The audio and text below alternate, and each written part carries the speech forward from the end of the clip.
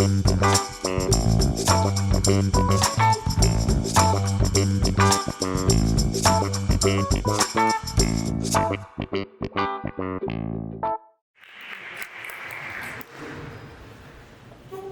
everybody.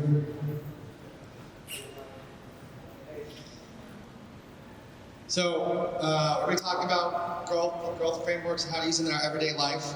And so the first thing is just what is growth?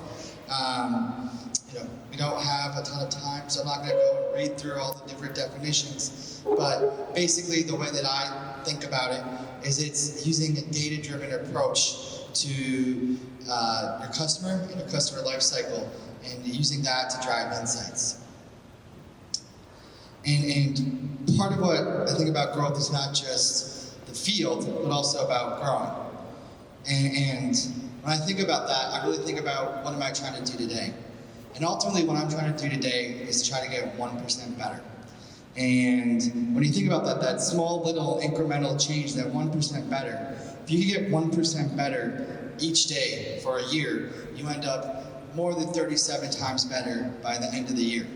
So when I think about what I'm looking at, when I think about all the different areas within the company that I'm seeing, I'm trying to find areas where I can give you just a 1% impact. So if I do that 1%, that incremental change, that incremental growth is going to have a huge impact overall. And I think that's one of the biggest lessons that you can learn from a growth mindset is you don't need to have these huge changes. You need to make these small little things that add up over time. And over time can have that massive impact that you want to have.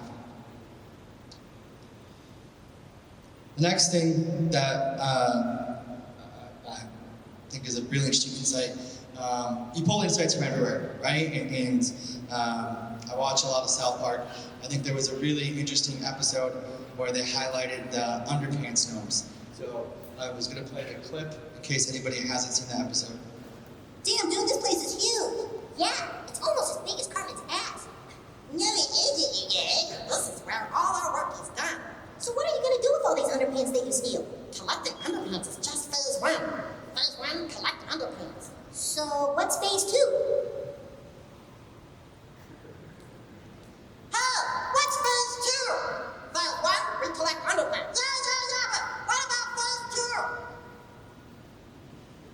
Well, phase 3 is profit, get it? I don't get it. You see, phase 1, collect underpants. Phase 2, phase 3, profit. I get it. No, you don't, fat ass. Do you guys know anything about corporations? That we do. I've known for genius in the corporation. Jesus Christ, look out! Oh my God, they killed Kenny. You bastard. Listen, we have to give a huge speech tomorrow about corporate takeovers. Holy shit, we killed your friend. Yeah. Look, we gotta know about corporate takeovers tomorrow. We're screwed. Gross! We squished him like a bug. Do you know anything about corporate takeovers? Well, we can explain that to you easily. Yeah, well. What? You know, underpants.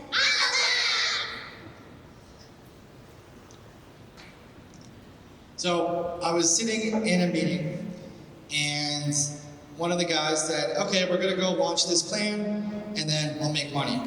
And it just really resonated to me that he was basically being the underpants gnomes. He had some cool idea, and then step 3 was gonna be profit. And both as a growth person, but then also as an angel investor, I sit down with a lot of startups where they're like, we have this great idea, we're gonna steal underpants. But they don't have that next step. They don't have what that step 2 is. And I think that step 2, whether it's as a tech startup, as a regular company, and whatever, that's where everything is. That's where all the insights are. That's where all the difficulty is. So I really think your job as an entrepreneur is to figure out phase 2. And I don't think it's that easy of a question. I think it's taking that basic concept and then continue to dig in and dig in and dig in. So for example, I think one of the first things that everybody should do when they're thinking about their company is defining their target market. And within each of these major things of your target market, there's more and more and more questions to do. So I could sit here and read these out, but just as a small example, right, with something like your market size, how big is this market? How defined is it? Who are the players that are in it? How are we going to differentiate ourselves from everybody else that's in there? When we're thinking about that marketplace, how is it growing? How big is it growing? How fast is there? How fast are our competitors growing? What's changing? What are the dynamics that are happening, right? Like what the barriers to entry are and the economics of the market. So when you start to think about overall what you're doing, right, the first thing is just to continue to ask questions to sharpen what you're thinking about and how you're approaching your business. And the next part then is once you know your market, you need to identify your customers. So again, same thing. You keep on asking questions. What problem are you solving? Who has this problem? Who cares about this problem? Why do they need your product? Who's going to use it? Why are they going to use it? Who are the early adopters? How's that going to differentiate itself from the people you're going to sell in 6 months? How are you making your product that it can be easy for these early adopters, but also general enough for your people in 6 months to use? And then one of the interesting things I think is who's actually making the purchasing decisions. You know, oftentimes you're doing something, you're building a game for kids. All right, well, the kids are the ones that have to use the game, they're the ones that go and tell their parents, but the parents are the ones that actually make that decision for them, right?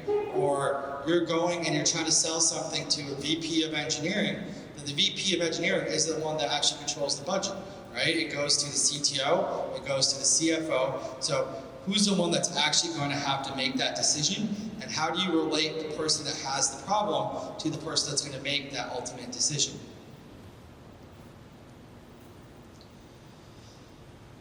Again, asking more questions, customer behavior. So what are people currently doing? You know, what is the solution that they currently have to fill this in? If there isn't a current solution that they're doing, maybe it's not really that big of a problem, right? Like you have to hack together something in order to have that problem really be a problem for people. What is customer usage going to look like? How are you going to define what the product is and how they're going to use it, what the thing is that really is going to get them to understand what your product looks like. What's that pain point that's really going to help them adopt? What's going to turn them from coming in once a week to 5 times a week to 5 times a day, right? And what are the behaviors that you're going to have them adopt? And then what are we doing to really make those people feel like they're invested in our product? What's that magic moment where they really fully understand what this product is all about? You know, I think, I don't know about you guys, but you know, I got swept up in the whole Clubhouse craze earlier this year. I think during the pandemic, we were all looking for something to do. And, you know, I honestly didn't get it at first. I had a bunch of people that were in there. I was going and listening to rooms. It felt kind of like a boring podcast where there's not really that cool of guests, and you're just sitting there listening. But I ended up hosting a room randomly and having a bunch of different people from all different intersections of my life jump in. People who had never met each other, who were able to have a meaningful conversation. And that to me was the first time that I really understood the beauty of Clubhouse. It was that ability to pull together a variety of your network to have a meaningful conversation about something that's important to you. And so how do you actually get people to have that magic moment, to feel like they're invested, to really see the beauty of your product? And again, we need to continue to define and refine that product. So when we're looking at a product, you know, what's the MVP? Who are the customers? How are we differentiating ourselves? You know, how are we going to onboard our users? And ultimately, how do we make our customers love us, right? How are we going to be delighting them? How are we going to be exceeding their expectations? How do we capture that we're exceeding their expectations? And then, you know, going back to the typical marketing speak, right? You want to have your messaging and your reason to believe. What do we want our customers to think? What functional benefits do we want our customers to know about? What are we actually filling about their basic needs, right? Not now that we've got their needs met, how do we actually want them to feel? What sort of responses are we trying to elicit out of them? What do we want our customers to believe about us? And then ultimately, why? Why are we doing this? What are our customers going to remember about us? What is the key takeaway?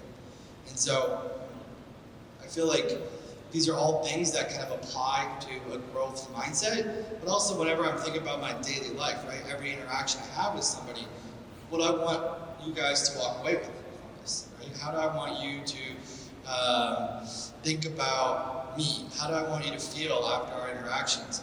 What is the thing that's going to make you trust what I'm saying and have a valuable relationship going forward? So I think these same kind of concepts of customers and beliefs and messaging also just apply to the broader market. So that was basically the talk.